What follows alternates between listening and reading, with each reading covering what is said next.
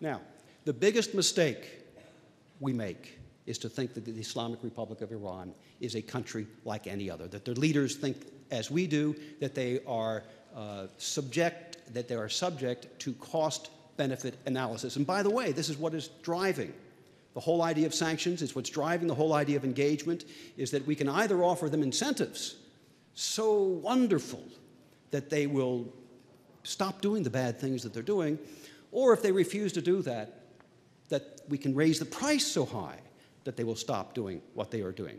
But we forget, this regime has already paid a very high price. They've been under sanctions for 30 years. 30 years of sanctions. After they took the hostages, the US hostages in '79, there was a total international cutoff of everything. All of their assets were seized around the world. Did they stop? No. Khomeini said at the time, the revolution is not about the price of watermelons. It doesn't matter the kind of pressure that you're putting on us. Economic development doesn't matter. Every time I go on a radio show that's beamed into Iran, and the best one, by the way, is Radio Israel, this is what I say. Here's a regime that is spending $1 billion a year to support Hezbollah in Lebanon, to support Hamas in the Palestinian territories. And how come those of you who live in the southern suburbs of Tehran, you can't have clean water to drink? You can't get a bus to go to work. You know? But the regime has got $1 billion to spare for terrorism and for weapons of mass destruction and other things.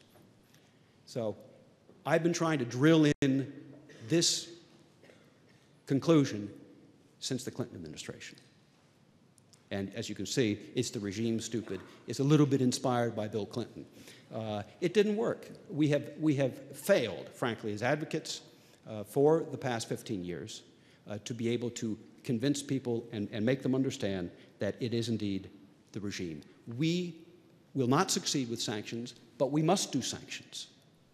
We must do it to build an international coalition and to build international awareness, but they will not succeed in changing the behavior of the regime. We need to understand that. We need to help the Iranian people to change the regime.